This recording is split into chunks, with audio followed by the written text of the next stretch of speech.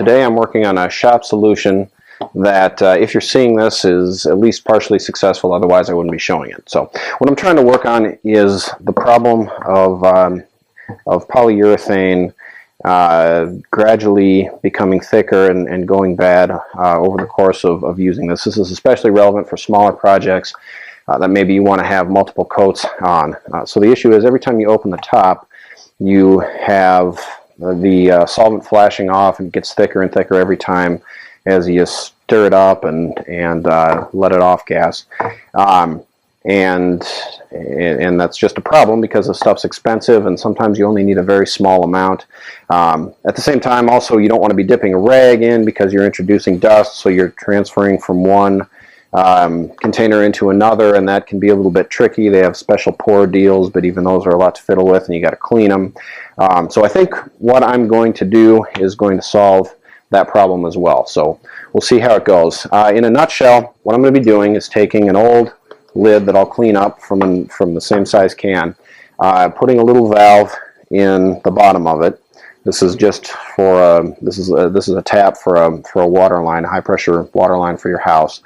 And then inverting the can using the valve to drain out just a little bit of urethane from the bottom, and I'm going to have to poke a hole in the top, and I think I'll just cover that up with some tape. So that's kind of the plan in a nutshell. But before I get into the actual building of this, I wanted to mention that I got the idea from a fellow named oh gosh, Tom Truck. I believe that's right. Sorry if I butchered that. I'll have a link in the description here. And he came up with this idea. It's a bag that's compatible with all the chemicals that you'll find in urethanes and lacquers. And if you build a filling contraption and you're careful about squeezing the air out and so on, this can be a solution where you only empty out the urethane and don't let any air back in. But it's kind of a hassle with the filling and all that. So this is definitely the way to go. I believe this works. Hopefully I can come up with something that's almost as good. It lets a little air in, not nearly as much as what you do, just the traditional way of opening and taking material out. But hopefully it'll work. Last note, all of this could be solved if the manufacturers would just put it in the equivalent of a box of wine. Same material, just drain out and actually fill it in something that you can take urethane out and not let any air in. It'd be a very easy thing to do. Tom apparently talked to all the manufacturers. Nobody gave him the time of day because they actually like the fact that we have to throw away a bunch of this stuff. They can sell more of it. So that's a crummy thing to do to customers. It's bad for the environment. It's just bad all around. So challenge to manufacturers of urethane. Somebody be the first one to come out with the bag in a box type solution. You'll make a lot of money and everybody will be forced to follow. It'll just be better for consumers in the long run, but whoever takes the plunge first, it'll be good for them. So there you go. With that said, I'm going to get to it. So first I clean off the old lid with a little bit of mineral spirits.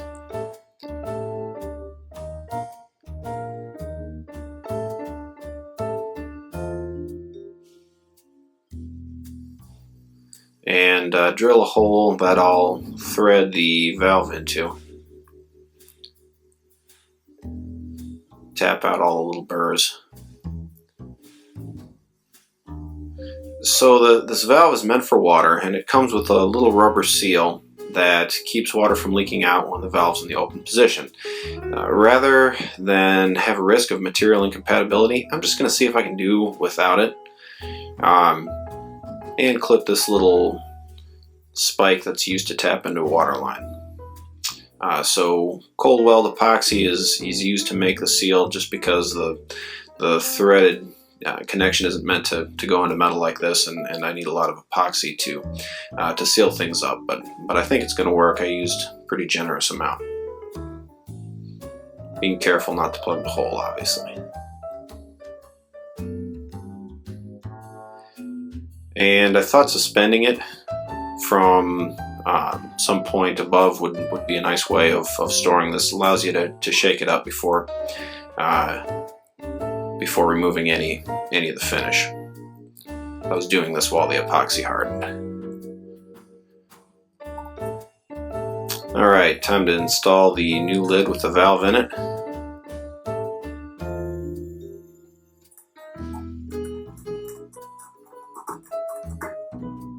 So this might be unnecessary, but I was a little nervous about this hanging upside down with that lid potentially coming off. So I made a simple little device, or little wooden bolt deal to keep that lid on.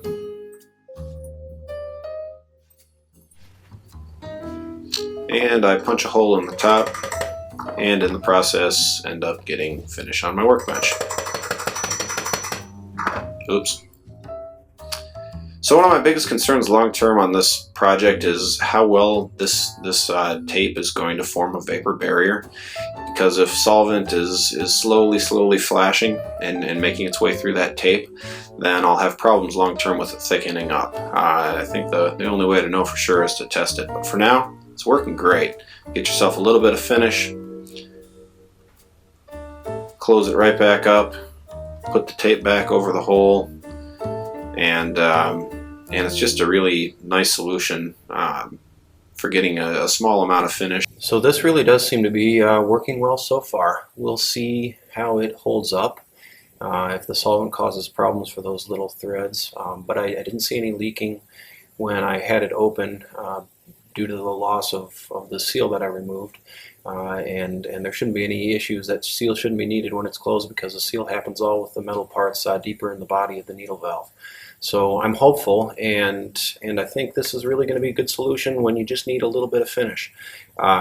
It's not a great solution because it pours slowly if you need a lot of finish, but then again, if you're going through a lot of finish, then this whole thing is an issue because you'll use up the container fast. So I think what I'm probably going to do is have one of these cans that I use in the traditional way when I want to do a lot of finishing, and it won't be an issue because I'll go through it quickly. But when I just need a little bit of finish, this will be my go-to solution. So I think it's going to work well. I'm curious to hear what comments folks have. If you have any other ideas or thoughts on how to improve this one, it's certainly welcome. Thanks for watching, everyone.